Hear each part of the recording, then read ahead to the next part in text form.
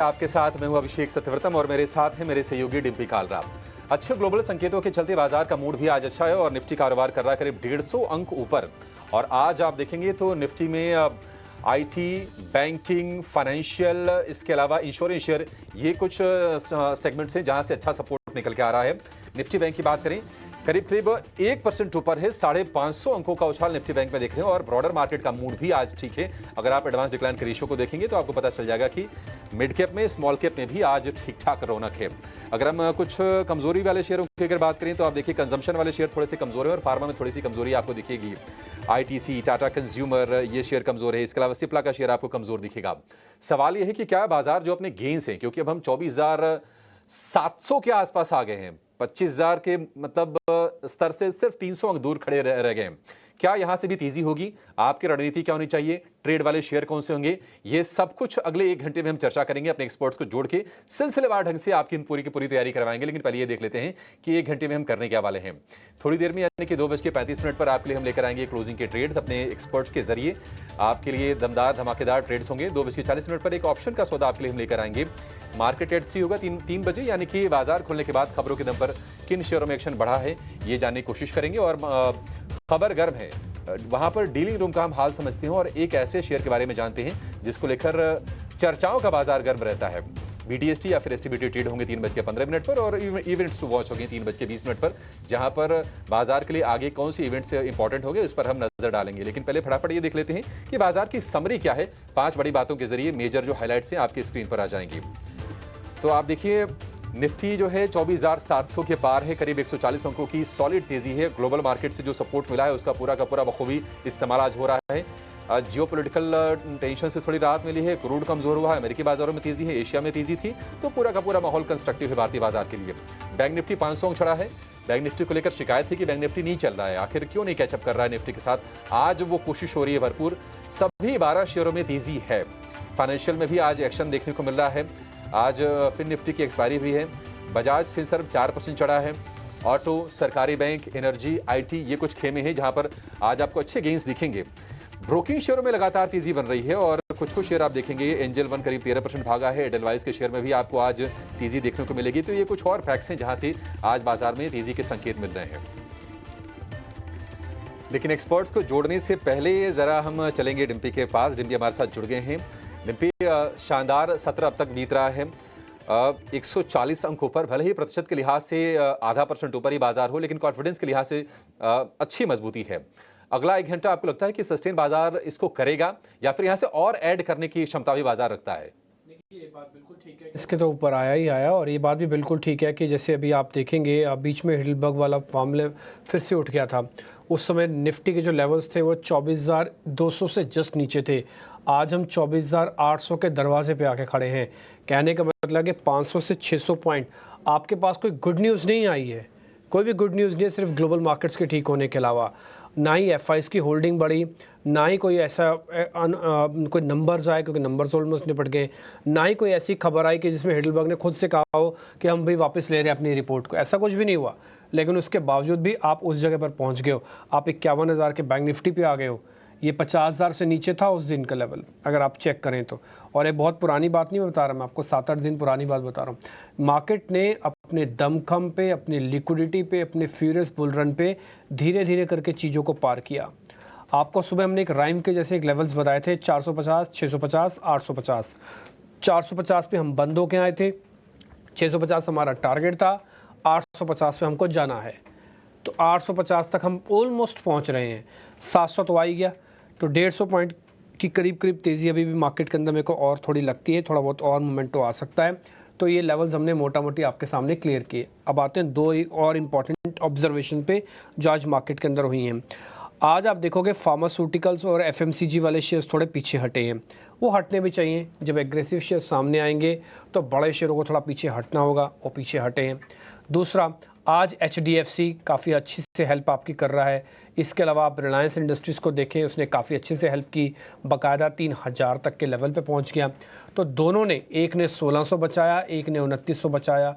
इसके अलावा IT pack का तो कहना ही क्या, उसमें इन्फोसिस, टीसीएस ने आपकी काफ़ी हेल्प की है बड़े शेयरों में। तो जो लीडरशिप वाला मैटर है वो भी चेक लिस्ट में आपने ओके कर दिया। तो आप भले एक चेकलिस्ट बना के रखो कि भाई लीडर है अवेलेबल, बाजार के अंदर पुल बैक आना था अवेलेबल। अभी आप एक पॉइंट बता रहे थे कि जी बैंक निफ्टी चलता नहीं है, बैंक निफ्टी चल गया तो आज उसकी कैचअप रैली हो रही है। अगर आप सुबह गौर से सुनेंगे तो हमने आपके सामने एक पॉइंट और भी बोला था कि अगर कोई एक्सपेरिमेंट करना तो आप बैंक निफ्टी में ज़्यादा करना। वजह उसकी बताई थी पुट कॉल रेशो, वो आ गया था 0.75 पे। तो put call ratio bank Nifty का ज़्यादा अच्छा था, उसको शॉर्ट नहीं करना था। आप लॉन्ग करते या नहीं करते अलग बात है। एक और चीज़ हमने आपको सुबह सुबह कार्यक्रम के दौरान ही बताई थी और वो सामने प्रूव करवाया था आपको, वो था 50,600 की कॉल। चंदन तापड़े से मैंने पता किया था, 183 रुपये उस समय के भाव थे। अभी का भाव देखेंगे तो आपको हैरानी भी हो सकती है, ये 400 प्लस हो चुका है। अभी का जो रेट चल रहा है 370 के आसपास चल रहा है, उसी पास 50-600 वाली कॉल का। कहने का मेरे मतलब सिर्फ यही है कि बाजार ने एक राउंड की अपनी तेज़ी को यहाँ पे कंप्लीट कर रहा है। हमने आपके सामने एक पॉइंट बोला था कि जिस दिन 24,200 पार हो जाएगा आपकी गिरावट रुक गई, जिस दिन 400 पार हो जाएगा आप ग्लोबल मार्केट्स की चिंता भूल जाइएगा, तब आप उस चीज़ से उभर के बाहर आ जाएंगे। एग्जैक्टली मार्केट के अंदर वही हो रहा है जैसे जैसे हम आपके सामने लेवल्स बता रहे हैं। मैं फिर से आपसे रिक्वेस्ट करूंगा और मेरी ये हाथ जोड़ के भी रिक्वेस्ट हो सकती है, आपके पास अगर टाइमली प्रॉफिट आ रहा है तो book the profit, leave the market ज़रूर करना। आप 30% करो चाहे 50% करो, वो आपकी मर्जी है। आया हुआ पैसा अगर जब सिस्टम से जाता है तो दुख ज़्यादा होगा। अब आप 24,000 से 24,800 तक आए हुए हो, 800 पॉइंट कम नहीं होते हैं जिनकी 24,000 के आसपास की खरीद है। चलो 24,200 की खरीद है, 600 पॉइंट कम नहीं होते हैं। चलो जी हम 400 पे खरीद हैं, 200 पॉइंट कम नहीं होते एक दिन के अंदर मिल जाना। तो थोड़ा एक्टिव रहना, बस मैं इतना ही कहना चाहता हूँ। कई बार प्रॉफिट बुकिंग होती है, फिर आपको ऐसा मलाल होगा कि मेरे हाथ से पैसे चले गए। आगे बढ़े, राजेश पालवी हमारे साथ जुड़ रहे हैं। कार्यक्रम में और भी कुछ इंपॉर्टेंट चीज़ें होंगी, अभी मैं आज लिख नहीं पाया सारी चीज़ें, नहीं तो मैं एक एक करके आपको बताता जाता हूँ, लेकिन अभी मेरे पास ज़्यादा लिखा हुआ नहीं, तो मैं कार्यक्रम के दौरान जैसे जैसे मेरे को समझ में आता जाएगा मैं सारे पॉइंट्स आपके सामने रखता जाऊँगा। राजेश पालवे मेरे को स्क्रीन पे दिखने लग गया। राजेश सर बहुत बहुत शुक्रिया, थैंक यू वेरी मच समय देने के लिए। सर लास्ट टाइम आपसे भी चर्चा हो रही थी, आप भी यही कह रहे थे कि 24,200 और 24,000 बहुत इंपॉर्टेंट बेस है। मार्केट ने प्रूव कर दिया, पुल बैक आएगा और अच्छा आएगा और आ भी सकता है, 24,800 तक भी ला सकता है। सर 24,800 के दरवाजे पे खड़े हैं, प्रॉफिट बुक कर लेना चाहिए सर, अभी और जर्नी ऊपर की भी है। गुड आफ्टरनून डिम्पी जी, गुड आफ्टरनून एवरीवन। सो देखिए, अभी प्रॉफिट बुक कर लेना एक बड़ा जेनरिक स्टेटमेंट है। किसे प्रॉफिट बुक कर लेना चाहिए? जिन्होंने 24,000 या 24,100 पे एंट्री करी है, उनके लिए एक अच्छा मुनाफा है तो वो बुक कर सकते हैं। लेकिन जिनकी एंट्री लेट हुई है, जो ब्रेकआउट का वेट कर रहे थे 24,400, 24,500, तो उनके लिए अभी भी मुझे लगता है कि उतनी रैली अभी बनी नहीं है। और हमें लगता है जिस तरीके का मार्केट में टेक्सचर बना है अभी, न्यूज फ्लो जो था ग्लोबल, वो तो ऑलरेडी सेटल होते हुए दिखा है। जो वॉलेटिलिटी थी ग्लोबल मार्केट की, वो भी पूरी रिवर्स होते हुए दिखी है। डोमेस्टिक फ्रंट पे रिजल्ट्स के भी इम्पैक्ट जो आने थे, फैक्टर इन होने थे, वो भी ऑलमोस्ट स्टॉक्स में फैक्टर इन होते हुए दिखे। जो लगाड़ था बैंकिंग स्टॉक्स या बैंक निफ्टी, वो भी अब इस रैली में पार्टिसिपेट करते हुए दिख रहा है। ऑलमोस्ट हम 51,000 की दहलीज पे ट्रेड करते हुए दिख रहे हैं बैंक निफ्टी में, जो कि एक मेजर कॉल कॉन्सेंट्रेशन एरिया है। और अगर ये क्रॉस होता है तो यहाँ पे एक शॉर्ट कवरिंग बनते हुए दिख सकती है। तो अगर मैं ये सारे पैरामीटर्स को एक साथ इवेल्युएट करूँ तो मेरा व्यू ये रहेगा कि अभी बुक नहीं करना चाहिए, ट्रेल जरूर कर लेना चाहिए स्टॉप लॉस को। निफ्टी के अगर आप ट्रेडर है तो 24,550 या 24,600 पे आप अपना निफ्टी स्पॉट के लेवल को आप अपना स्टॉप लॉस रख के पोजीशन होल्ड कर सकते हैं। स्टॉक स्पेसिफिक तो एक अलग ही मार्केट में मोमेंटम चल रहे हैं, मिड कैप स्मॉल कैप एक अच्छे तेजी में है, तो हमें लगता है वहां तो स्टॉक स्पेसिफिक ही व्यू लेना होगा। लेकिन जो एक उभरता हुआ सेक्टर वापस जो बना है बैंकिंग स्टॉक्स, यहाँ पे एक बड़े मूव का हमें लगता है अंदेशा आते हुए दिख रहा है, जो कि अब हम 51,000 के लेवल के आसपास ट्रेड कर रहे हैं। और जिस तरीके से अगर यहाँ पे डेटा बना हुआ है, अगर ये 51,100 200 की रेंज क्रॉस करता है अगर बैंक निफ्टी, तो यहाँ बड़ी शॉर्ट कवरिंग बन सकती है, जो कि मार्केट में फर्दर और तेजी को एक्सटेंड करते हुए दिखेगी। और हो सकता है फिर हम ऑल टाइम हाई की ट्रेजेक्टरी में भी जा सकते हैं। तो ट्रेलिंग ऑफ स्टॉप लॉस ये एक स्ट्रेटेजी रहेगी जो जनरलाइज बात करें तो 24,550 के आसपास स्टॉप लॉस रखें ट्रेल और होल्ड रखें। और बैंक निफ्टी में अब स्टॉप लॉस रखना है 50,500 का। जब तक इसके ऊपर है तेजी के ट्रेड को कैरी किया जा सकता है। सेक्टर्स में हमें लगता है फार्मा एक सेक्टर है जहां अच्छा मोमेंटम है, बैंकिंग में वापस यहाँ पे मोमेंटम बना है, आईटी में ऑलरेडी यहाँ पे मोमेंटम है, शुगर स्पेस में एक अच्छा मोमेंटम है, पीएसयू बैंक्स भी यहाँ पे अट्रैक्टिव लग रहे हैं। तो ये सारी सेक्टर्स और इंडेक्स पे अभी हमारा ये ओपिनियन। बिल्कुल पूरी की पूरी समग्रता के साथ आपको निफ्टी पर, निफ्टी बैंक पर और सेक्टर्स कौन से ठीक लग रहे हैं राजेश जी को, उसका भी उन्होंने पूरा का पूरा व्यू दिया है। 24,550 आप निफ्टी के लिए स्टॉप लॉस लगा लीजिए और 50,500 आप निफ्टी बैंक के लिए लगा लीजिए और ट्रेल करते रहिए पोजीशन को। अभी प्रॉफिट बुकिंग करने की सलाह नहीं है आपके लिए। लेकिन राजेश जी नमस्कार, बताइए आपके स्टॉक्स कौन से हैं सर, कहाँ पर आज आप खरीदारी करने की सलाह देंगे? तो अभिषेक जी, जो सेक्टर्स पे हमने चर्चा करी थी उसी में से पहला स्टॉक पसंद आ रहा है बैंकिंग स्पेस से, और उसमें हमें bank of Baroda, PSU bank में से बैंक ऑफ बड़ौदा हमें पसंद आ रहा है। अगर इसका डेली चार्ट का स्ट्रक्चर देखें तो एक फॉलिंग ट्रेंड लाइन का ब्रेकआउट यहाँ पे देखने को मिला है। स्टॉक में एक ऑलरेडी करेक्शन हमने देखा पिछले दिन हफ्तों में, और अब स्टॉक एक बेस बना के एक रिवर्सल के साइन यहाँ पे डेली चार्ट पे डिस्प्ले करते हुए दिख रहा है। स्टॉक 20 डे मूविंग एवरेज के ऊपर सस्टेन होते हुए दिख रहा है। आज के डेटा में लॉन्ग बिल्टअप भी है डेरिवेटिव डेटा में, और हमें लगता है बैंकिंग एक सेक्टर है जहाँ पे एक अच्छा मोमेंटम रिस्क टू रिवॉर्ड के हिसाब से यहाँ पे बनते हुए दिख रहा है। बैंक ऑफ बड़ौदा में हमारी बाय करने की सलाह है, 265 तक की अपसाइड हम एक्सपेक्ट कर रहे हैं इसमें। स्टॉप लॉस होगा 247 का। दूसरा स्टॉक जो पसंद आ रहा है वो इंश्योरेंस स्पेस से, और सारे इंश्योरेंस स्टॉक्स में आप देखें तो आज अच्छा मोमेंटम है। लाइफ इंश्योरेंस, जनरल इंश्योरेंस, दोनों ही सेगमेंट में एक अच्छा इंश्योरेंस देखने को मिला है। आईसीआईसीआई प्रू हमें यहाँ पे पसंद आ रहा है। जिस तरीके से स्टॉक अब अपने ऑल टाइम हाई की पिछले स्विंग हाई को अब यहाँ पे पेनिट्रेट करते हुए दिख रहा है, हमें लगता है यहाँ पे एक अच्छा मोमेंटम बनते हुए दिख सकता है। सेक्टर का टेलविंड ऑलरेडी यहाँ पे सपोर्टिव है।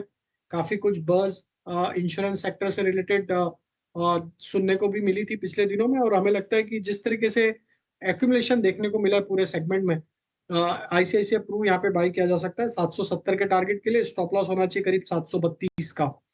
और तीसरा स्टॉक है शुगर का प्रॉक्सी प्ले प्राज इंडस्ट्री। ये स्टॉक में अगर हम देखें तो stock all time high trajectory के आसपास ही ट्रेड करते हुए देखने को मिल रहा है, और आज इंट्राडे बेसिस पे करीब 800 के लेवल को भी इसने क्रॉस किया था। अब थोड़ा सा हायर साइड से प्रॉफिट बुकिंग बना है, लेकिन अगर हम देखें इसके चार्ट ओवरऑल तो एक बुलिश ट्रेजेक्टरी में ही ट्रेड करते हुए देखने को मिल रहा है। राज इंडस्ट्री पे हमारा व्यू बुलिश है। शुगर का एक अच्छा मोमेंटम शुगर सेगमेंट में बना हुआ है। राज इंडस्ट्री का टारगेट हमें लगता है जो आ सकता है करीब 825 830 की तरफ आते हुए दिख सकते हैं। स्टॉप लॉस रखना होगा करीब 764 के आसपास। तीन के तीन शेयर और तीनों के तीनों ये थीम वाले स्टॉक्स हैं, ये ट्रेंड वाले स्टॉक्स हैं और उसमें आपके लिए मौके सुझा रहे हैं राजेश जी। प्राज के लिए बड़े टारगेट 825 रुपए तक जाएगा और बढ़िया मोमेंटम हम शेयर में देख रहे हैं लगातार प्राज के शेयर में। प्राज के अलावा बीओबी सरकारी बैंकों के स्पेस से, और इंश्योरेंस में अगर आपको कुछ ट्रेड करना है तो वो शेयर होगा आईसीआईसीआई प्रूडेंशियल का। ये तीन शेयर हो गए राजेश जी की तरफ से अपने, और अन्य एक्सपर्ट्स को भी जोड़ेंगे, उनके शेयर भी जानेंगे। लेकिन एक सेगमेंट जो थोड़ा अब निराश कर रहा है, बहुत सरप्राइज किया है और बहुत खुश किया निवेशकों को, लेकिन अब प्रॉफिट बुकिंग का दौर उसमें चालू है, वो है डिफेंस का। और डिफेंस के विदिन भी शिप बिल्डिंग वाले जो शेयर हैं वहां पर हम गिरावट देख रहे हैं। इस गिरावट की वजह क्या है ये बताने के लिए हमारे सहयोगी शरद दुबे हमारे साथ जुड़ गए हैं। शरद बताइए, बाजार में रौनक है लेकिन डिफेंस टूट रहे हैं, वो सेक्टर जो लगातार चमक रहा था, बताइए रीजंस क्या है इसके? जी बिल्कुल, भारी गिरावट जो है हमें थोड़े डिफेंस स्टॉक्स में देखने मिले, स्पेशली शिपिंग इंडस्ट्री को लेके। मैं कुछ इंपॉर्टेंट ट्रिगर्स आपको बताना चाहूँगा कि यहाँ पे जो है आउट ऑफ फेवर क्यों जा रहा है मार्केट में पीएसयूज, स्पेशली डिफेंस को लेके। सबसे पहला है लगातार तेज़ी देखने मिली थी, और उसके बाद क्या हुआ, जो वैल्यूएशंस है वो बहुत हायर साइड में देखने मिले हैं। तो ऑफकोर्स जब वैल्यूएशन हाई रहते हैं तो बाज़ार में सेक्टोरल चर्न होता है, यानी कि दूसरे सेक्टर्स पर फोकस आता है। उसके अलावा बड़ी तेज़ी के बाद ऊपरी स्तरों से भी जो है मुनाफा वसूली देखने मिल रहा है, जो प्रॉफिट टेकिंग कहते हैं, ये एक इम्पॉर्टेंट पार्ट होता है। और जिस तरह अलग अलग थीम्स में पैसे जाते हैं या बड़े आईपीओज़ में जाते हैं तो वो भी देखने मिल रहा है। तो फ्लेवर बदल रहा है बाज़ार का। प्रोजेक्ट को जो पूरा ना होने का भी जो एक देरी की एक आशंका होती है जब जो बड़े ऑर्डर्स आते हैं पीएसयू सेगमेंट्स में। इसमें याद रखिए जेस्टेशन पीरियड इन ऑर्डर्स के बड़े होते हैं। और ऑर्डर बात करें तो ऑर्डर कैंसिलेशन का भी एक रिस्क होता है। बड़े बड़े अनाउंसमेंट जब होते हैं, ये जियोपॉलिटिकल रिस्क हो सकते हैं, या इंपॉर्टेंटली जो है बहुत सारे स्टेट इलेक्शंस हो रहे हैं इस साल, और जो अगला बजट है वो 5 महीने बाद होने वाला है। तो ऑफकोर्स बहुत सारे मैक्रो फैक्टर्स भी रहते हैं जिसको हमें रजिस्टर कराना होता है। सरकारी योजना की घोषणा में भी उस हिसाब से वो देरी भी हो सकती है। तो ये सारे रिस्क है जो हम आपको बता रहे हैं। और ऑफकोर्स जब कंपनी जो है फंडामेंटल से ज़्यादा स्टॉक प्राइस आ जाता है और वो अर्निंग्स में नहीं दिखती है, तब करेक्शंस आती हैं। ये एक बेसिक फाइनेंस की बात है। लेकिन आज किन कंपनी में गिरावट है उसके बारे में भी फोकस कर लेते हैं। यहाँ पे देखेंगे मझगांव डॉक 9% गिरा, गार्डन रीच, कोचिन शिपयार्ड, ये सारे स्टॉक्स में जो है आज सेलिंग आई है और देख सकते हैं कि one of the top losers आपके निफ्टी 500 इंडेक्स में भी हैं। लेकिन ये तो आज का बात हुआ, लेकिन 2024 के हाई से इन स्टॉक्स में क्या गिरावट आई है उसको लाते हैं स्क्रीन पे। तो यहाँ देखेंगे 25% मझगांव डॉक गिरा है, गार्डन रीच 35% और कोचिन शिपयार्ड लगभग 28% का। ये तो गिरावट की बात कर ली, लेकिन एनालिस्ट का क्या मानना है? जो हमने ब्लूमबर्ग से एनालिस्ट के जो है सर्वे के नंबर्स निकाले तो वहाँ पता चला जो 1 साल का लक्ष्य है करंट मार्केट प्राइसेस से वो ऑलरेडी कम है। मझगांव डॉक में सबसे बड़ा भारी गिरावट 73% का नेगेटिव रिटर्न पोटेंशियल अगले 12 महीना में एनालिस्ट एस्टिमेट कर रहे हैं। ये आंकड़ा जो है बहुत बड़ा है। ऑफ कोर्स हाल ही में ICICI सिक्योरिटीज़ ने भी जो है अपनी डाउनग्रेड रिपोर्ट की है। गार्डन रीच और कोचिन शिपयार्ड के बारे में बात करें तो यहाँ पे भी जो है एक नेगेटिव रिटर्न आउटपुट पोटेंशियल देखने मिल रहा है ब्लूमबर्ग के एनालिस्ट के हिसाब से लगभग 12 से लेकर 20% का। तो ऑफ कोर्स यहाँ पे जो है अभी भी जो है एनालिस्ट कम्युनिटी और अभी स्टॉक प्राइसेस दोनों ही करेक्शन मोड में चल रहे हैं। अगर डिफेंस स्टॉक्स के बारे में हम बात करें तो ठीक है, शुक्रिया शरद। शरद ने बहुत ही विस्तार से बता दिया कि आखिर ट्रिगर्स क्या हैं, अब ये शेयर गिर क्यों रहे हैं। लेकिन 25 से 30% के 35% के आसपास की गिरावट अपने हाई से आ चुकी है। राजेश जी, बाजार में हमेशा दो मनोदशा वाले लोग होते हैं। एक तो ये जिनके पास है वो ये सोच रहे हैं कि ये शेयर और गिर जाएंगे, और कहीं ना कहीं अब ये भी चर्चाएं हो रही हैं कि क्या इतनी गिरावट के बाद 30-35% गिर जाने के बाद क्या ये शेयर अब एंट्री के लिए आकर्षक हो गए हैं? आप जरा सर टेक्निकल्स चेक करके बताइए कि कौन कौन से शेयर अपने सपोर्ट के पास दिख रहे हैं, या फिर आपको भी लगता है कि नहीं एक राउंड की अगर अभी भी प्रॉफिट हो रही हो जिसको वसूल ले फिर एंट्री करने के मौके आएंगे। तो अभिषेक जी देखिए, करेक्शन तो हमने देखा इन स्टॉक्स में देखने को मिला है हायर साइड से, और सारे स्टॉक्स ने अगर हम देखें तो 20 डे मूविंग एवरेज के नीचे फिसलते हुए दिखे। हालांकि कुछ स्टॉक्स अभी भी अपने इंपॉर्टेंट सपोर्ट एरिया 50 डे या 100 डे मूविंग एवरेज के आसपास ट्रेड करते हुए दिख रहे हैं। हमें लगता है कि यहाँ पे HAL तो हमें लगता है कि एक अच्छे सपोर्ट के आसपास ट्रेड कर रहा है, जो कि है करीब 4650 4600 के आसपास। तो ये लेवल पे इस पे ध्यान देना चाहिए। अगर ये लेवल नहीं टूटते 4600 के तो HAL में हमें लगता है एक बाइंग इंटरेस्ट लोअर साइड पे बनते हुए दिखेगा। मझगांव डॉक में हमें लगता है कि स्टॉक में थोड़ा अभी और वेट करना चाहिए। स्टॉक का जो ब्रेकडाउन देखने को मिला है लास्ट 2-3 ट्रेडिंग सेशन में, ये लगता है हमें कि थोड़ा सा और डाउन साइड में मूव आते हुए दिख सकता है। हो सकता है ये स्टॉक में 4150 के आसपास तक के गिरावट कंटिन्यू होते हुए दिखे। तो मझगांव डॉक में थोड़ा हम वेट करेंगे। 4150 के आसपास अगर आता है तो वहाँ एक अप्रोप्रिएट जगह होगी वापस से डिक्लाइन में इसको बाय करने की। स्टॉप लॉस उस समय हम रखेंगे करीब 4000 के आसपास। ठीक है, डन। कुछ कुछ अलग अलग स्टॉक्स पे हम राय ले ही रहे हैं, और एक और मेहमान भी मेरे साथ जुड़ रहे हैं, स्क्रीन पर आपको दिखेंगे। उनका नाम है रुचित जैन। रुचित भाई बहुत शुक्रिया, थैंक यू वेरी मच समय देने के लिए। सर आपकी पहले ट्रेडिंग कॉल्स बता दीजिए, फिर हम शेयर्स के पूछने का सिलसिले को शुरू करेंगे। जी नमस्ते, very good afternoon Dimpy ji, very good afternoon to everyone. दो पिक साइड डिम्पी जी, जो खरीदारी साइड है बैंकिंग NBFC स्पेस टिपिकली अभी लग रहा है कि कहीं ना कहीं जो इतना लंबे समय का अंडर परफॉर्मेंस है वहां से एक अपमूव की शुरुआत करंट लेवल से हो सकती है। तो रिस्क रिवॉर्ड रेशियो काफी फेवरेबल है, इसीलिए मेरा ज्यादा फोकस वहीं पर है। पहला पिक मेरा रहेगा HDFC लाइफ में, कि जहां पे एक हाई टॉप हाई बॉटम का स्ट्रक्चर बन रहा है। पिछले एक हफ्ते में देखिए तो स्टॉक ने छोटे मोटे करेक्शंस दिए, बट कोई भी वॉल्यूम बेस्ड सेलिंग वहां पे नहीं थी। सो जब प्राइस ऊपर जा रहा है तो अच्छे वॉल्यूम्स हो रहे हैं, और जो करेक्शन आ रहे हैं उसमें कोई वॉल्यूम बेस्ड सेलिंग नहीं हो रही है। सो ये ब्रॉडली एक काफी पॉजिटिव साइन है। तो 685 के स्टॉप लॉस से शॉर्ट टर्म के लिए HDFC लाइफ में खरीदारी की सलाह है, 750 के अराउंड के टारगेट्स के लिए। और with in the banking space Kotak bank यहाँ पे कहीं ना कहीं एक अच्छा base support base recently stock ने बनाया है।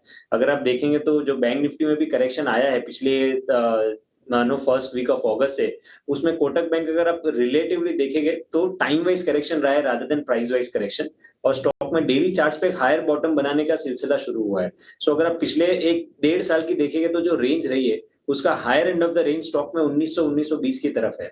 सो हमें लग रहा है कि स्टॉक फिर से वो रेंज के आसपास तक नियर टर्म में जा सकता है। तो करंट लेवल्स पे कोटक बैंक में भी 1740 एक अच्छा सपोर्ट बेस है, तो उसके नीचे स्टॉप लॉस रखे और खरीदारी करे। जो higher end of the range है 1900 के आसपास के टारगेट से स्टॉक में एक्सपेक्ट कर सकते हैं। कोटक महिंद्रा बैंक। आज बैंकिंग स्टॉक्स तो आने ही है। इंडसइंड, आज मैं 2 बजे का जब शो कर रहा था तो इंडसइंड बैंक की चर्चा हुई, फिर एक्सिस बैंक की चर्चा हुई, दोनों पे ट्रेड मिले हमको प्रशांत सावंत से। अभी रुचित जैन कह रहे हैं कि कोटक भी नहीं चल सकता, आपको 1900 तक का टारगेट है। इसका मतलब है कि बैंकिंग के अंदर स्पीड अभी थोड़ी है, अभी और थोड़ा बहुत और मोमेंटो है। और जैसे हमने शुरुआत में भी कहा था, राजेश जी भी उसकी जिक्र कर रहे थे कि भाई ये भी तो तय करो ना किसके पास कौन से रेट का ख़रीदा हुआ है। जिनके पास हाल फिलहाल का ख़रीदा हुआ है तो उनको भी रुकना भी चाहिए ट्रेलिंग स्टॉप लॉस के साथ, अभी थोड़ी और गुंजाइश बन सकती है। तो अभी कोटक महिंद्रा बैंक एक और अच्छी खबर सामने आपके आते हुए, यानी कि एक अच्छा ट्रेड आपको मिल रहा है। एक और जानकारी आपके सामने रखते हैं, जब बैंक की बात हो ही रही है तो इंडसइंड बैंक में आज अच्छी तेज़ी क्यों दिख रही है? क्या इसका कोई मामला इसकी सब्सिडरी से जुड़ा हुआ है? वो सब्सिडरी ने क्या किया, एक बार वो भी समझ लेते हैं।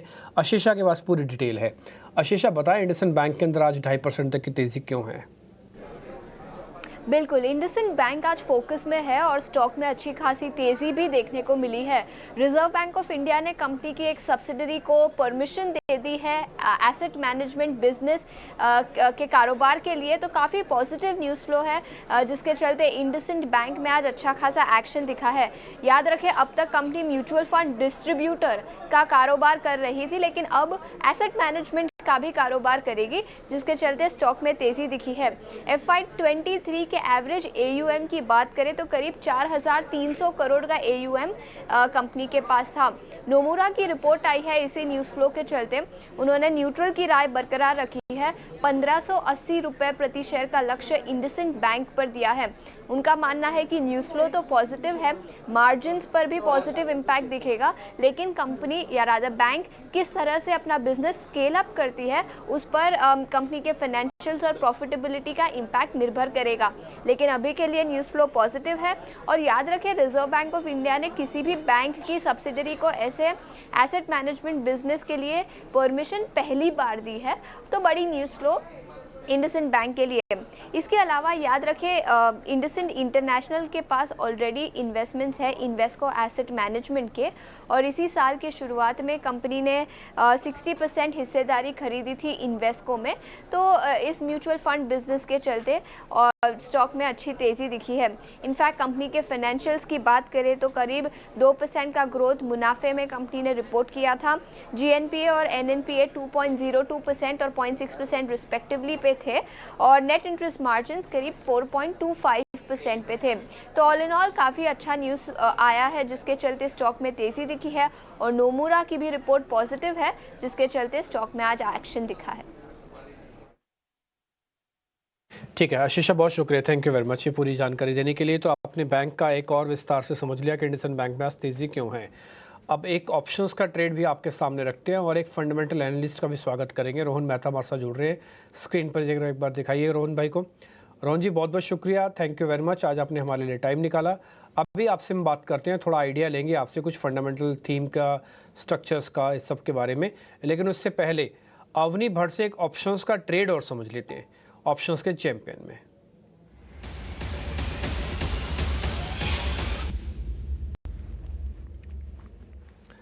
अवनी जी नमस्ते, बताइए मैम, कौन सा ऑप्शन आपने ढूंढा है? नमस्ते डिम्पी जी। तो आज ऑप्शंस का ट्रेड हम लेंगे REC में। REC लिमिटेड ने ऑलमोस्ट 10 दिन के बाद, 10 दिन के कंसोलिडेशन के बाद आज पहला दिन है जब 20 दिन के एक्सपोनेंशियल मूविंग एवरेज के ऊपर मूव दिया है विथ गुड वॉल्यूम्स, और फ्यूचर्स में भी ओपन इंटरेस्ट एडिशन हालांकि 1.5% का ही है, लेकिन एडिशन होने लगा है। और हमें कॉल्स में, ऑप्शंस में देखें तो 580, 590 और 600 के कॉल में काफ़ी अनवाइंडिंग नज़र आ रही है। तो कॉल राइटर्स अपनी पोजीशन स्क्वायर ऑफ कर रहे हैं, और ये 600 के कॉल में हाईएस्ट ओपन इंटरेस्ट है अगस्त सीरीज के लिए। एंड अगर ये कॉल में भी अगर अनवाइंडिंग स्टार्ट हो गया है तो माने इस स्टॉक का जो मूव है ऊपर 640 तक चल सकता है, और इसकी पूरी तैयारी है। टेक्निकली डेरिवेटिव्स के पैरामीटर्स पे भी बहुत अच्छा सपोर्ट मिल रहा है स्टॉक को। तो लेकिन इसका लॉट साइज बड़ा है, तो इसको हम इसमें एक स्ट्रैटेजी बनाएंगे बुल कॉल स्प्रेड की। अगस्त की 600 की कॉल हमें खरीदनी है 10.5 रुपए में, और 620 की कॉल हमें बेचनी है 4.5 रुपए में।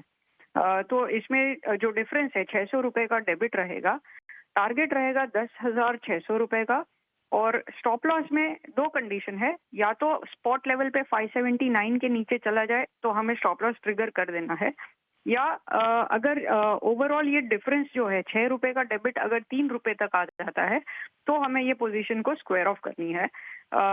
तो 3 रुपए इसका लॉट साइज 2000 का है, तो अधिकतम नुकसान जो है इन केस अगर स्टॉप लॉस हुआ तो 6000 तक सीमित रहेगा।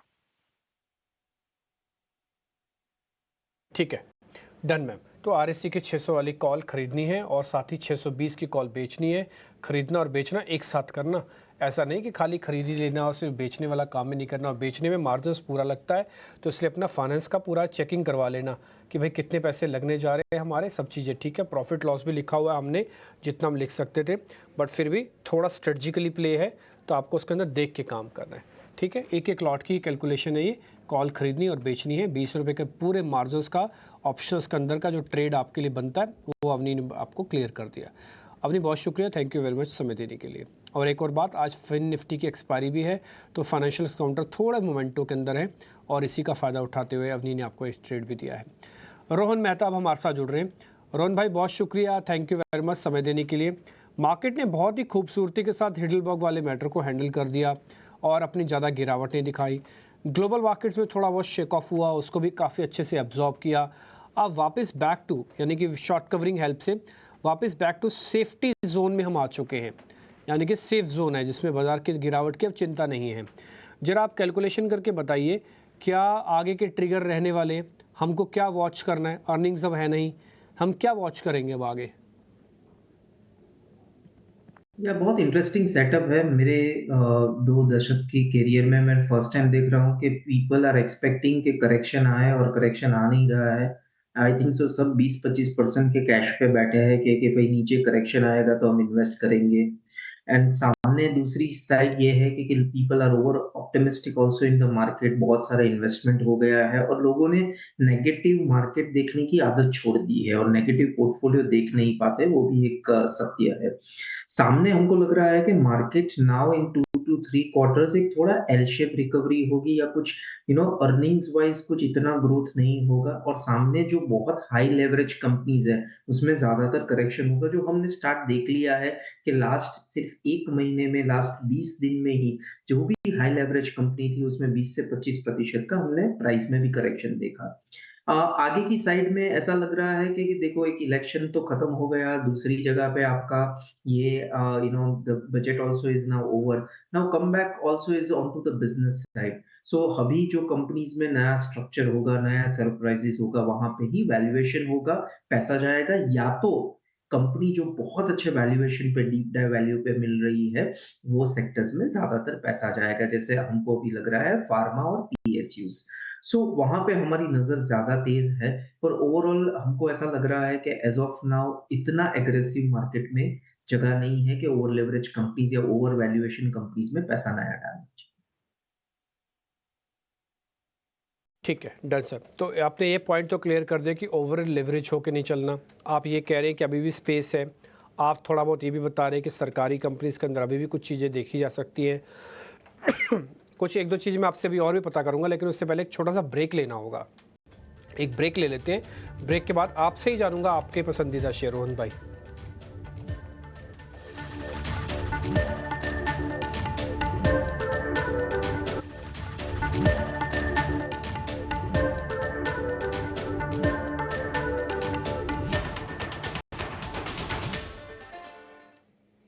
ब्रेक के बाद आपका फिर से स्वागत है। बाजार अपने गेंस को प्रोटेक्ट करने में पूरी तरह से कामयाब है। निफ्टी 140 अंकों पर और निफ्टी बैंक की बात करें तो 500 अंकों पर ये बना हुआ है। शुगर शेयरों में प्राज इंडस्ट्रीज का नाम लिया था राजेश जी ने और उसको सुझाया था ट्रेड करने के लिए, लेकिन एक और शेयर जो दिग्गज कंपनी है बलरामपुर चीनी, लगातार देखने की मोमेंटम वहां पर मजबूत है। रुचित, आपसे जानना चाहेंगे, आज फिर से करीब 6% ऊपर बलरामपुर चीनी, वायदा बाजार का टॉप गेनर है। ये शेयर डे हाई पे ट्रेड कर रहा है। बलरामपुर चीनी को क्या अभी होल्ड करके रखें, और मान लीजिए किसी को नया ट्रेड करना हो, आपको कौन सा शेयर ठीक लग रहा है शुगर में? जी, आई थिंक डेफिनेटली ये बलरामपुर चीनी को होल्ड करके रखना चाहिए क्योंकि काफी लंबे समय के कंसोलिडेशन के बाद में ये अप मूव ये स्टॉक्स ने देखा है। और हम जानते हैं कि ये सब सिक्लिकल स्टॉक है। जब इनकी साइकिल्स पॉजिटिव टर्न होती है तो stock short to medium term में काफी बड़े रिटर्न्स बना के दे सकता है। अगर हम पिछले जो करेक्शंस थे उस पे अगर रिट्रेसमेंट लेवल्स भी लगाते हैं तो ये स्टॉक में शॉर्ट टर्म में पॉसिबल टारगेट्स 585 के आसपास है, बट लेकिन मिड टर्म में स्टॉक 650 के आसपास के लेवल्स भी दिखा सकता है। सो आउटलुक तो काफी पॉजिटिव है बलरामपुर चीनी पे। आई थिंक अगर विद इन द सेक्टर अगर हम फ्रेश पर्सपेक्टिव से भी देखें तो मैं कहूंगा कि कैश सेगमेंट में ही बलरामपुर चीनी में करंट लेवल्स पे खरीदारी करे। और अगर कोई डिप आए, क्योंकि स्टॉक पिछले कुछ दिनों में ऑलरेडी चल चुका है, तो इनकेस कोई डिप आए 540 से 545 के रेंज में, तो वहां पे और ऐड करने की जगह रखे और पोजिशनली 650 के टारगेट से स्टॉक में एक्सपेक्ट करें। देखिए 545 के आसपास अगर मिले तो आप वहां पर और ऐड कर लीजिए और इसमें बने रहिए। बलरामपुर चीनी अभी और चलेगा, मिठास अभी और बढ़ने वाली है। आज बाजार में हम देख रहे हैं कि बैंकिंग के साथ साथ जो पूरा खेमा होता है ना, BFSI, banking, financial services, insurance, सारे के सारे शेयर चल रहे हैं। एक शेयर जिस पर आपका मैं ध्यान चाहूंगा राजेश जी, वो है पूनावाला फिनकॉर्प का। हमने देखा था कि ऊपरी स्तरों से ये शेयर गिरावट का शिकार हुआ था। अगर इस साल ईयर टू डेट देखेंगे तो 15-20% ये नीचे शेयर दिखेगा, लेकिन 350 के सपोर्ट से ये शेयर चल रहा है। इस तेजी पर यकीन करें, मान लें कि इसका बॉटम बन गया और फिर से तेजी के लिए तैयार है शेयर। ये जल्दीबाजी होगी कि बॉटम बन गया ये बोलना, लेकिन जरूर एक बड़े अंडर परफॉर्मेंस के बाद स्टॉक में एक रिवर्सल तो बना है। Series of lower top lower bottom formation यहाँ पे बने हुए, लेकिन आज का जो रिवर्सल बना है इसमें अगर ये follow up buying action further आता है और स्टॉक यहाँ से 415 420 के लेवल को क्रॉस करने में कामयाब होता है, तो यस, यहाँ पे एक कंफर्मेशन मिलेगा कि स्टॉक का एक नियर टर्म बॉटम बन चुका है। देन स्टॉक में हो सकता है फिर 450 460 70 की तरफ भी स्टॉक बढ़ते हुए दिखे आगे आने वाले हफ्तों में। तो अभी सलाह ये रहेगी कि जिन्होंने भी लोअर साइड पे ऑलरेडी लिया हुआ है करेक्शन में, तो वो बने रह सकते हैं। स्टॉप लॉस को ट्रेल कर ले हायर साइड पे 388 के आसपास। और हमें लगता है कि अगर further follow up buying action कल भी देखने को मिलता है इसमें, तो 415 420 के आसपास इसको एक बार फिर रिव्यू करना चाहिए।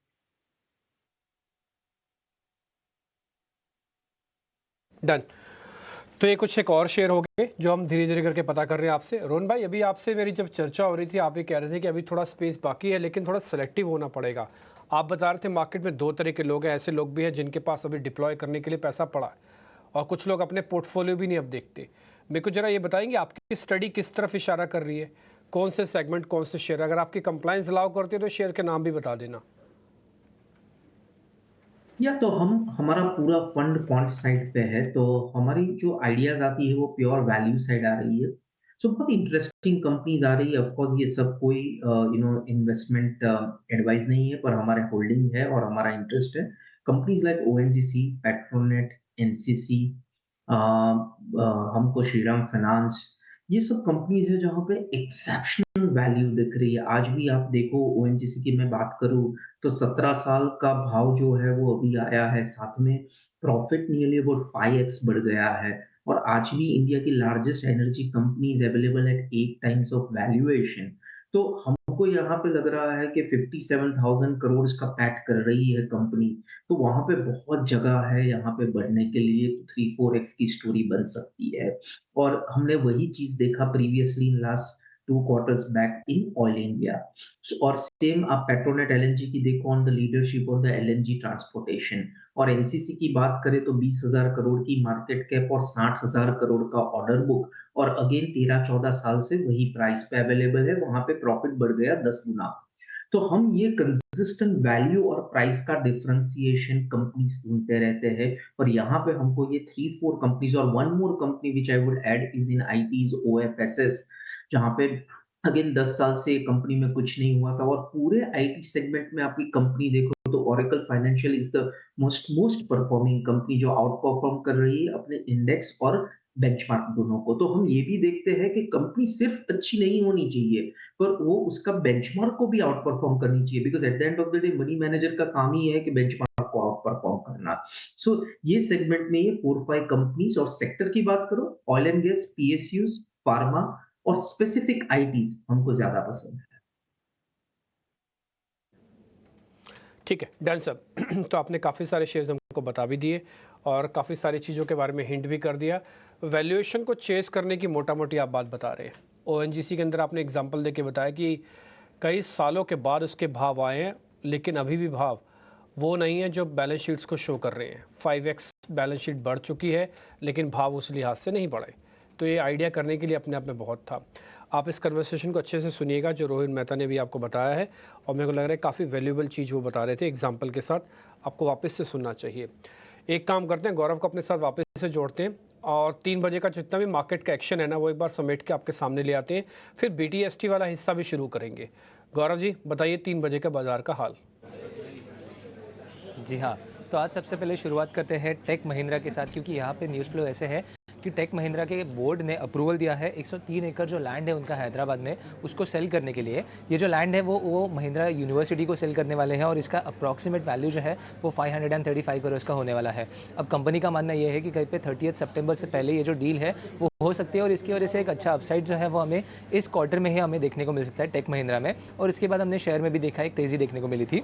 अगली बात करते हैं ग्रीव्स कॉटन की, क्योंकि इसकी जो सब्सिडरी है ग्रीव्स फाइनेंस लिमिटेड, उन्होंने रिवर मोबिलिटी के साथ करार किया है। उसके अंडर ये जो व्हीकल्स है उसके लिए फाइनेंस करने वाले हैं अप टू 5.99% के एक इंटरेस्ट रेट के साथ ये जो स्टार्टिंग होने वाली है, और इसके चलते ग्रीव्स कॉटन में भी एक अच्छा खासा मोमेंटम आज के दिन में हमें देखने को मिला था। अगली बात करते हैं हिंदुस्तान जिंक की, क्योंकि कंपनी ने 19 रुपीज़ का डिविडेंड जो है वो दिया है इंटरिम डिविडेंड, और इसका उसका एक मेन बेनिफिशियरी ये भी रहेगा कि वेदांता लिमिटेड, जो कि हमें पहले भी पता था कि अभी फ़िलहाल में ही वेदांता ने थोड़े जो शेयर है वो ऑफलोड किए थे जिंक हिंदुस्तान जिंक के, बट उसके बावजूद जो 8,000 करोड़ का आउटफ्लो होने वाला है हिंदुस्तान जिंक का 19 रुपीज़ के डिविडेंड की वजह से, उसमें से लगभग 5,000 करोड़ का ये जो आउटफ्लो है वो वेदांता लिमिटेड के पास जाने वाला है। तो अगर हम बात करें 19 रुपीज़ के डिविडेंड की, तो एक 3.7% का यील्ड, अच्छा एक यील्ड हमें देखने को मिल रहा है, और इसी के साथ साथ वेदांता लिमिटेड भी एक बेनिफिशियरी के रूप में हमें नजर आते हुए हमें देखने को मिल रहा है। अगली बात करते हैं L&T फाइनेंस की, क्योंकि कंपनी ने फिलहाल में ही क्रेडिट प्रोडक्ट्स के लिए क्रेड जो कंपनी है उसके साथ करार किया है, और इसके चलते हुए आज हमें L&T फाइनेंस में भी एक तेज़ी देखने को मिली थी। और आखिर में बात करते हैं ग्रैन्यूल्स इंडिया की, क्योंकि इस कंपनी को फिलहाल में ही US FDA का एक अप्रूवल मिला है ग्लाइको पैरोलेट ओरल सोल्यूशन जो है उसके लिए ये जो अप्रूवल है वो मिला है, और इसके बाद शेयर में भी हमें तेज़ी देखने को मिली थी। तो खबरों के दम पे ये सब स्टॉक्स में आज अच्छा मोमेंटम हमें देखने को मिला था। आगे जाके भी ये सब स्टॉक्स में नजर रखना काफ़ी ज़रूरी रहेगा।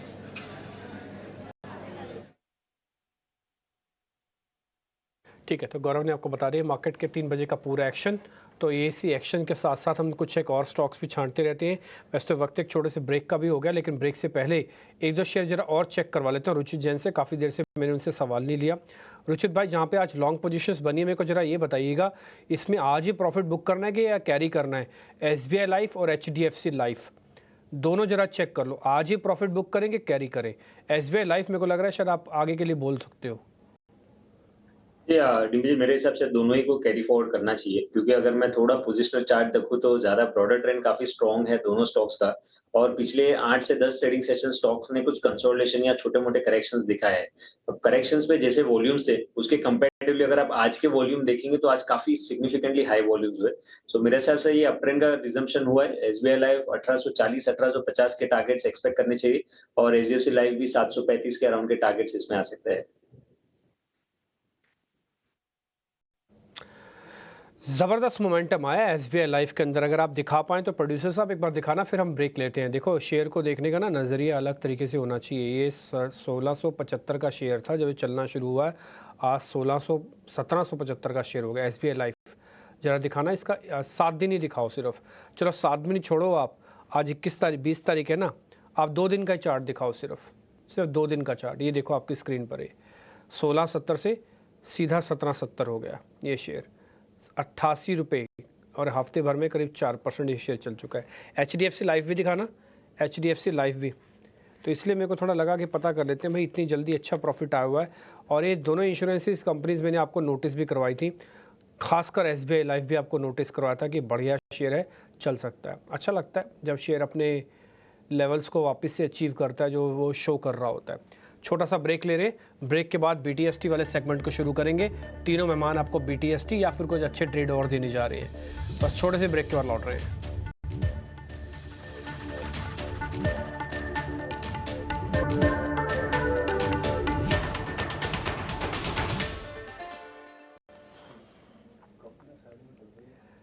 आज बैंक निफ्टी का जो हाई लगा है वो लगा है करीब 51,025 का, और अभी बैंक निफ्टी आ गया 50,788 पे। इसका मतलब 200-250 पॉइंट बैंक निफ्टी के अंदर एक झटके के साथ साफ हुए हैं। एक बार ज़रा दिखा सकते हैं आप एक्सिस बैंक, ज़रा दिखाना, एक्सिस बैंक दिखाइए एक बार, और साथ ही साथ दिखाइए एक बार ज़रा HDFC बैंक। ये हीट मैप में सारे बैंक आ जाएंगे। इसमें तो आपको सभी बैंक अभी ऊपर दिख रहे हैं, क्योंकि कहीं ना कहीं परसेंटेज किसी न किसी के पास है ही। ये हीट मैप में आपको इसलिए दिखाया ताकि सारे बैंकों का एक व्यू पॉइंट आपको मिल जाए। अब एक बार ज़रा अलग अलग स्पेसिफिक दिखाना, और ज़रा मैं आपको जिसका नाम बोलता हूँ वो दिखाना आप, ठीक है। पहले दिखाना आप HDFC बैंक, दिखाओ ज़रा स्क्रीन से HDFC बैंक, और कोशिश करना इंट्राडे ही रखना, ठीक। दूसरा दिखाना एक्सिस बैंक, तीसरा दिखाओ आप ICICI बैंक। सब दिखाते जाना है, सब के सब डेज लो की तरफ बढ़ रहे हैं, और ये वापस अपने प्रॉफिट की जितनी भी आज तेज़ी है उसको ख़त्म कर रहे हैं। एक्सिस बैंक, ICICI बैंक में तो तेज़ कट आया है, 1186 से सीधा 1178 पे आ गया है। सर ये BTST करने के लिए बनते हैं, सब में 2-2 4-4 रुपये रह गए, कोई बड़ी बात नहीं है राजेश सर। ये ICICI बैंक तो जाते जाते लाल निशान में बंद हो जाए, एक्सेस पे आप मत बोलना, आपको अलाउ नहीं है। तो ICICI बैंक यस, देखिए हायर साइड से थोड़ा प्रॉफिट टेकिंग जरूर देखने को मिला है, लेकिन हमें लगता है अभी भी ICICI बैंक में जो प्रीवियस स्विंग लो थे उसको अभी भी डिफेंड करने में कामयाब है। स्टॉक में 1166 हमारे लिए 1165 ये स्टॉप लॉस है। जब तक इसके ऊपर बना हुआ है हमें लगता है लॉन्ग साइड का ट्रेड होल्ड किया जा सकता है। थोड़ा सा एक माइल्ड प्रॉफिट टेकिंग जरूर आया है बैंकिंग स्टॉक्स में, इवन बैंक निफ्टी में भी, लेकिन हमें लगता है कि अभी भी स्ट्रक्चर बुलिश ही है, और यहाँ से फर्दर तेजी कल के सेशन में वापस बनते हुए दिख सकती है। तो 1165 का स्टॉप लॉस रखे ICICI में, अगर आपकी पोजीशन अभी भी लॉन्ग साइड की बनी हुई है तो। ओके ठीक है, डन। सर आपका व्यू पॉइंट चाहिए था, वो मेरे को मिल ही गया एग्जैक्टली। एक दो शेयर बस मेरे को और पता करने देखते देखते बैंक निफ्टी ना नीचे आ रहा है, इसलिए मैं आपको थोड़ा नोटिस करवा रहा था। और सारे बैंक अमूमन थोड़ा नीचे आए हैं, खासकर बड़े वेटेज वाले बैंक है। प्राइवेट बैंक, सरकार को तो खैर मैं अभी देख भी नहीं रहा, और प्राइवेट बैंक्स का आज बोलबाला था, वो चलते चलते नीचे जा रहे हैं। इसका मतलब जैसे हमने एक सुबह एक वर्ड इस्तेमाल किया था, एक डिसिप्लिन्ड बॉय की तरह मार्केट है। इस तरह का मार्केट ना बड़ा सुंदर होता है, आपको बता के चलता है कि देखो मैं ये लेवल तोड़ूंगा नहीं और ये लेवल तक जाऊंगा। हमने सुबह आपके सामने 50,800 और 51,000 मैक्सिमम पुल बैक का बताया था। हमें तो कई बार यकीन भी होता अपने एनालिसिस पर कि हम इतना करेक्ट कैसे भी हो सकते हैं। 51,000 ही आज का हाई लगा है, और उसके वापस से बाजार नीचे आने लगा है। और मेरे को ऐसा लग रहा है कि शायद हो सकता है मार्केट थोड़ा और साइडवेज होने के लिए चले जाए। Profit booking time to time करते रहो। जो कॉल मैंने आपको 50-600 वाली बताई थी, जिसका रेट आपने 400 भी देखा, अब वापस से 250 रुपये रेट आई, यानी कि 125 रुपया वो भी घटी है, उस कॉल की वैल्यू भी कम हुई है। इसलिए टाइमली प्रॉफिट बुक करना बहुत ज़रूरी होता है, ये आप आज के सेशन से सीख ही रहे होंगे। 3% एक इंडिया विक्स भी घटा है, एक बार ज़रा ये भी दिखाओ स्क्रीन पर। 3% इंडिया विक्स भी घटा है। इसका मतलब ये है कि मार्केट के अंदर डलनेस और साइडवेज कंसोलिडेशन के पूरे चांसेस बन रहे हैं कि होगा। इसलिए बड़ी पोजीशन अगर आपके पास है, टाइमली प्रॉफिट बुक करने में समझदारी रहती है। एक बार ज़रा एडवांस डिक्लाइन की रेशियो भी दिखाओ आप स्क्रीन पर। मैं ना आगे से थोड़ा कोशिश करूंगा कि लाइव PCR के भी डाटा लेके आऊँ। मैं बात कर रहता हूँ एक बार IT वालों से, अगर वो लाइव PCR के नंबर दिखा पाएंगे ना हमको, तो वो भी दिखाएंगे। हमारे पास एक सॉफ्टवेयर है, उसमें लाइव आता है, 5 मिनट का डिले चलता है। अगर वो आएगा ना, वो भी आपको दिखाएंगे, वो बहुत ज़रूरी होता है समझने के लिए।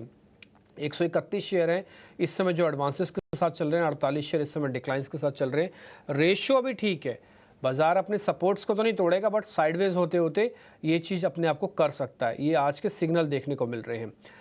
तो इसी बात पे ज़रा एक बार राजेश सर से पता कर ले, रुचित से पता कर लेते हैं। रुचित एक बार ज़रा बताइएगा, 2 शेयर मैं आपके सामने और रखता हूँ, ज़रा इसके बारे में भी बताइएगा। हाँ, एक तो वोल्टास, इसमें प्रॉफिट बुक कर लेना चाहिए, और दूसरा है नाल्को, इसमें भी प्रॉफिट बुक कर लेना चाहिए। नाल्को छोड़ दो आप, वोल्टास और श्रीराम फाइनेंस दोनों चेक करो जरा आप।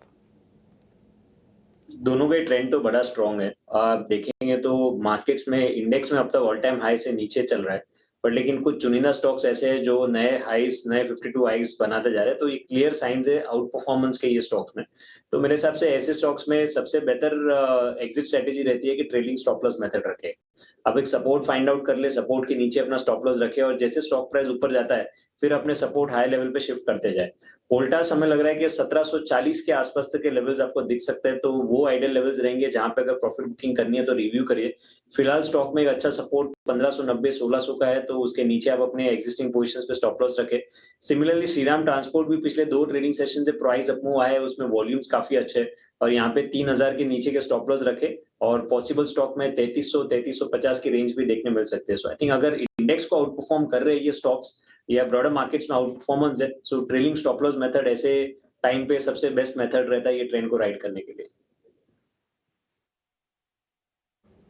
ठीक है, श्रेया फाइनेंस को लेकर ये व्यू। लेकिन आज हम देख रहे हैं कि पावर स्टॉक्स में, एनर्जी स्टॉक्स में अच्छी रौनक है।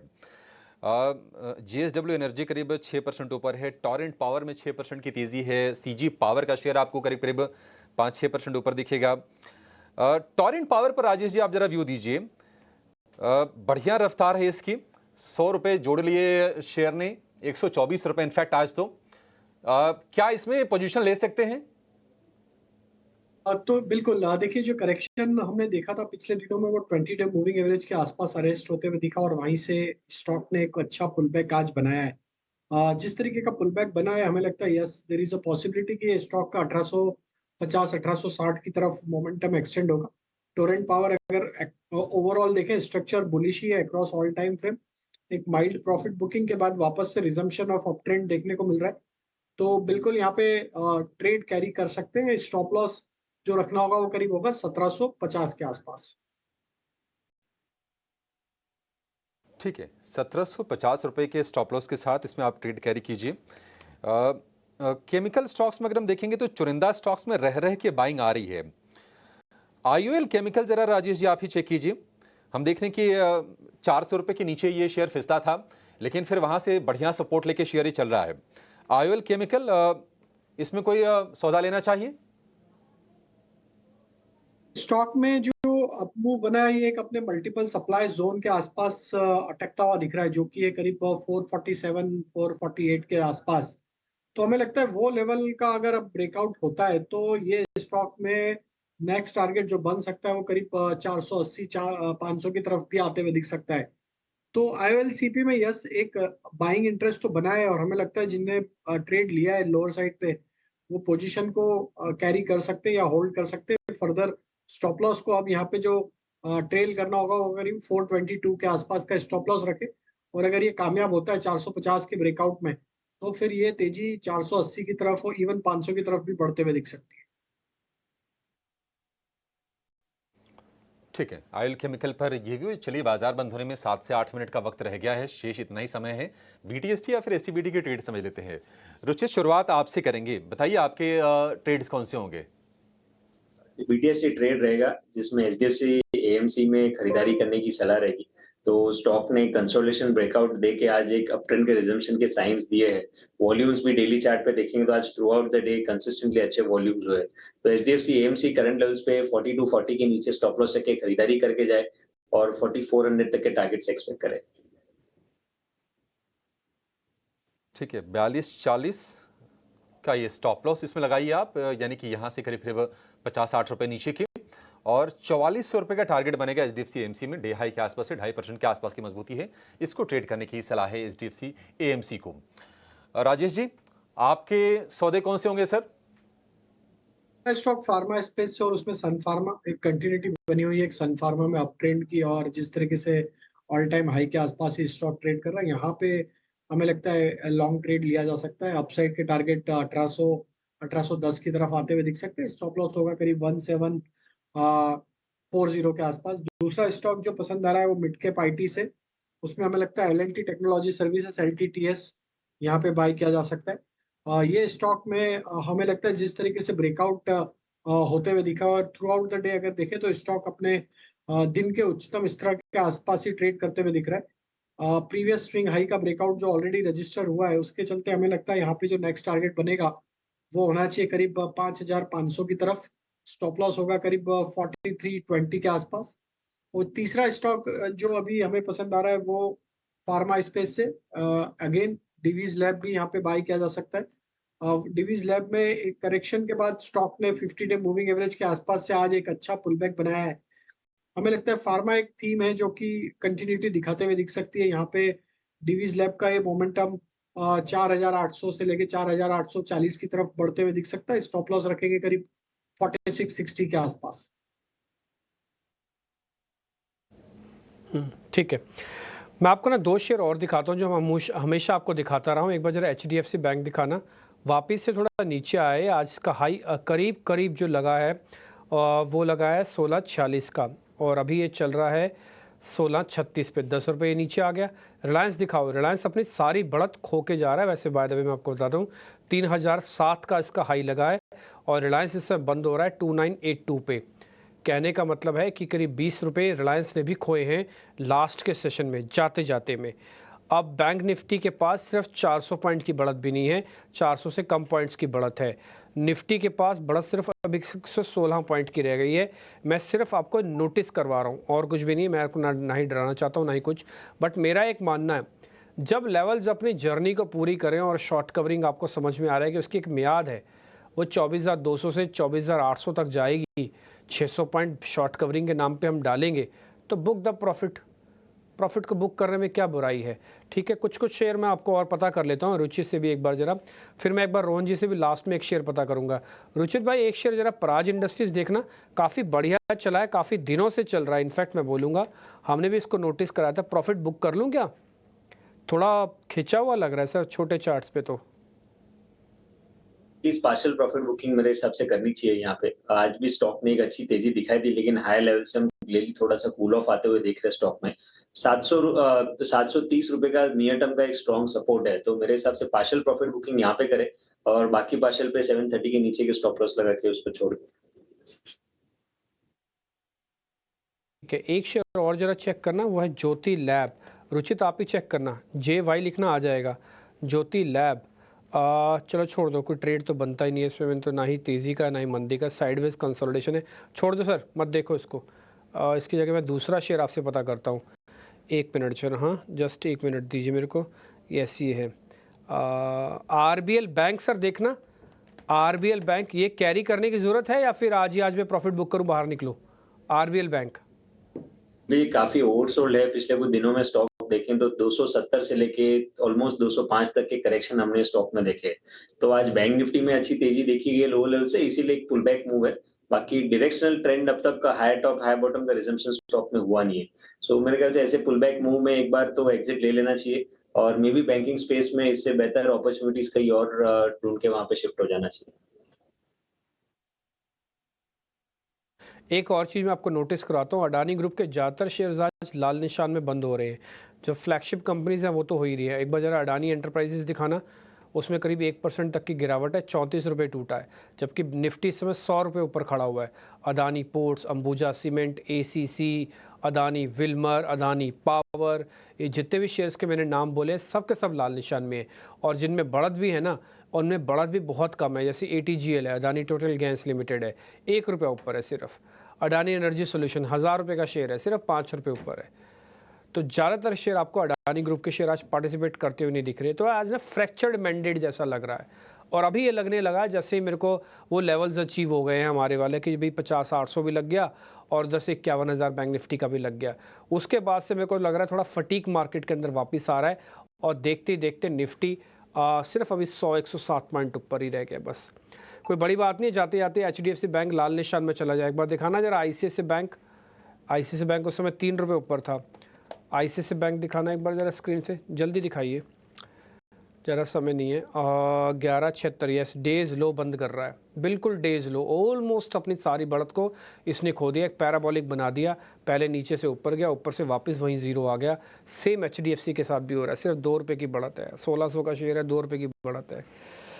विक्स भी कम हुआ है, 3-3.5 का साइडवेज कंसोलिडेशन की तरफ हम बढ़ रहे हैं। तो बहुत साफ है, मैंडेट बहुत क्लियर है कि एक लेवल अचीव करने के बाद साइडवेज कंसोलिडेशन होगा मार्केट के अंदर। देखते हैं कल क्या होता है। ग्लोबल मार्केट से कुछ आएगा तो सब पता करेंगे। बाजार बंद होने की कर रहा है तैयारी, 1 से 1.5 मिनट है। मैं जल्दी आपको बता देता हूँ आज की क्लोजिंग के लेवल। पहला पॉइंट निफ्टी पे आते हैं, 24,600 पे बढ़िया क्लोजिंग हो रही है। 450, 650 वाले लेवल दोनों अचीव्ड हैं। 850 वाले लेवल के लिए जद्दोजहद करनी पड़ रही है, करेंगे, देखते हैं क्या होता है। सपोर्ट आपके पक्के हो चुके हैं। जिनके पास ट्रेलिंग स्टॉप लॉस लगा हुआ है 450, 650 का स्टॉप लगा के रखें। जिनको बुक करना है 10-20% बुक करने में कोई बुराई नहीं है। 850 तक जाएंगे। 51,000 की आज का पुल बैक बैंक निफ्टी ने पूरा कर दिया। थोड़ा ज़्यादा तेज़ दौड़ लगाई, कई बार अपॉर्चुनिटी लॉस भी हो जाती है उन लोगों के लिए जो इसको नहीं पकड़ पाते। हालांकि आज बहुत बड़ा गैप नहीं था, आज सिर्फ 70 पॉइंट के ऊपर बैंक निफ्टी खुला था। ये जो 600 पॉइंट चला ना, ये सारा बाजार के अंदर चला आज। तो बहुत सारे लोगों ने इंट्राडे स्विंग गेन भी अच्छे कमाए होंगे, तो बुक करने में कोई बुराई नहीं है। इसमें आज कोई गैप का हिस्सा नहीं था।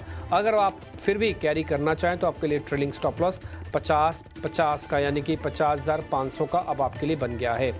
फिलहाल रिलायंस, HDFC कल हम फिर से चेक करेंगे इनमें क्या मोमेंटम हो रहा है। आज की क्लोजिंग शांत क्लोजिंग के तौर पर है। मैं ना डेबिट कर रहा हूँ ना इसको क्रेडिट कर रहा हूँ, ना इसके लिए अच्छा बोल रहा हूँ ना इसके लिए बुरा बोल रहा हूँ। हाँ, अच्छी चीज़ दोनों के अंदर ये है कि आपको ये अपने सपोर्ट तोड़ने से बहुत अच्छे से बचा के गए और उन सपोर्ट के पास गैप बहुत है। अब जैसे वापस रिलायंस को अगर 2900 आना है तो उसको कम से कम 80 रुपये तोड़ना पड़ेगा शेयर को, तब आएगा वो 2900 को वापस टेस्ट करने के लिए। तो ये एक अच्छी चीज़ है कि हम सपोर्ट से थोड़ा ऊपर हैं। ठीक है, हमको पुल बैक थोड़ा स्लो हुआ, लास्ट में जाते आते एक राउंड की छोटी सी प्रॉफिट बुकिंग हुई, लेकिन वैसी कोई दिक्कत आज मार्केट के अंदर मेरे को नहीं दिख रही है और ना ही मेरे को किसी तरह की कोई खास बड़ी प्रॉब्लम दिख रही है बाजार के अंदर। अडानी ग्रुप के शेयर्स के अंदर नोटिस ज़रूर कीजिएगा, अलग अलग स्टॉक्स हैं, इनके अंदर आपको अलग अलग तरीके से ट्रेड करना होगा। स्मॉल और मिड कैप के शेयर्स में शायद थोड़ी अपॉर्चुनिटी आपको और ज़्यादा मिले।